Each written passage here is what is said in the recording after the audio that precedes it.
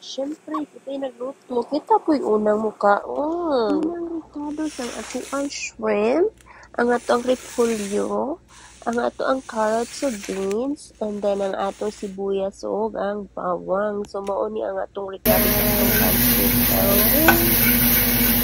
magluto tayo ng pancit.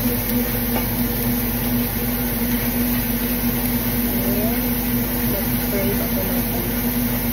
Hindi talaga mawawala ang pancit sa mga pino. Pancit is life. Medyo mainit ang ating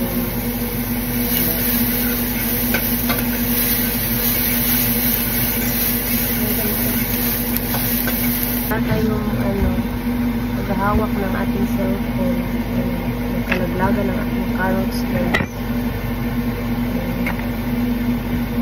Kunti lang ang ating carrots at saka yung green beans.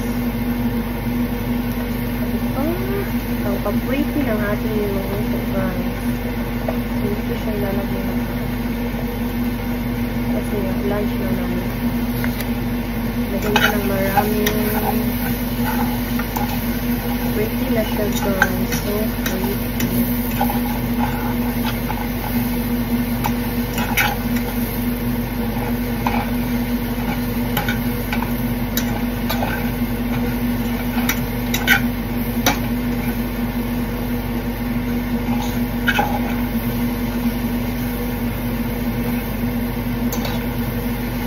Pagkatapos nun guys, maglagay tayo ng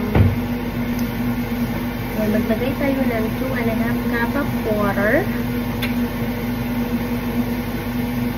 Yan, medyo isang muna natin yung ating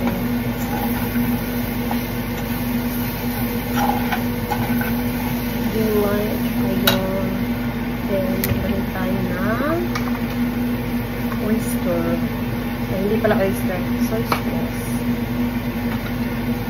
Maraming soy sauce. Lubos ko na siya guys sa konti.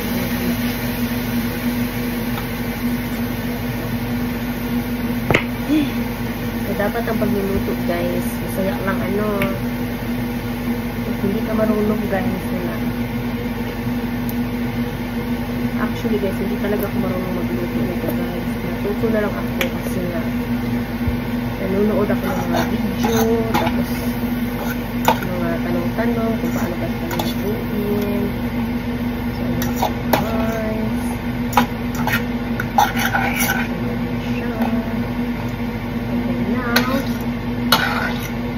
Hindi siya masyadong lutuin yung gulay. Ngayon, lagay na natin yung water.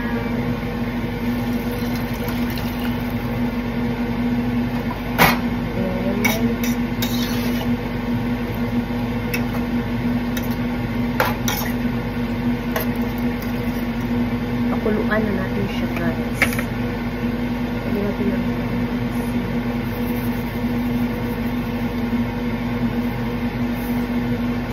pakuluin na natin siya ng bonggang-bongga. Takpan natin siya para kumulo ko siya. Tinanggal ko baga diniretso ko na siya guys pa.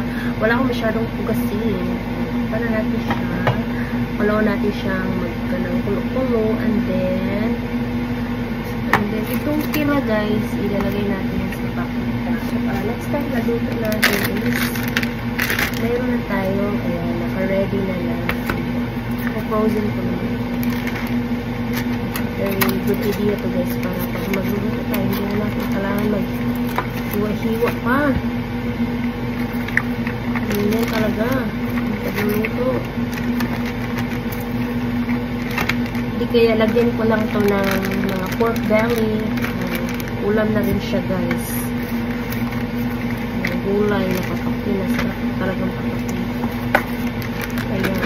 For next pancit luto. Okay, meron tayo dito super. Ayan. Ito yung product na ginagamit ko pag nagluluto ko na yun.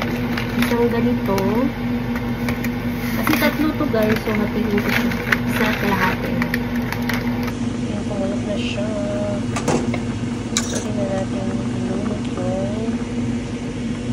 ating shrimp.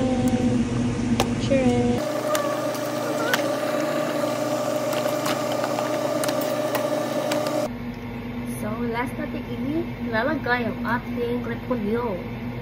Lalagyan na natin natin repolyo. Huwag pa kayo pagkahiwa tayo.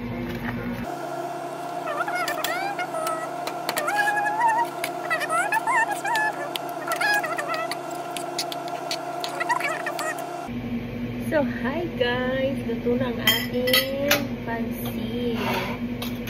Ayan. So, tikman na natin syempre. Wow! Sarap na ating pansit. Ayan na maraming shrimp at charcoal.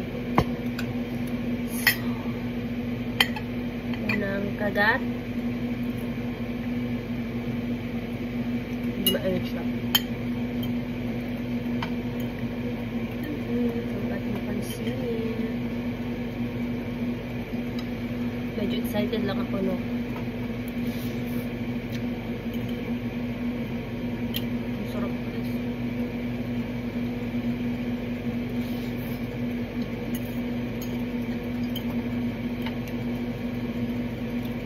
Talaga yung maraming repolyo guys.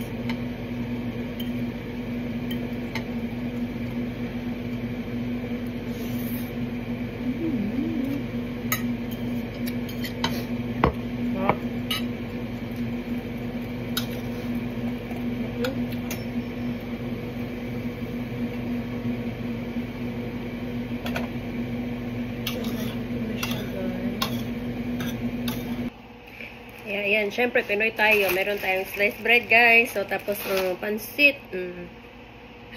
Palaman tani sa sliced bread para lami. O diba? Only Pinoy knows.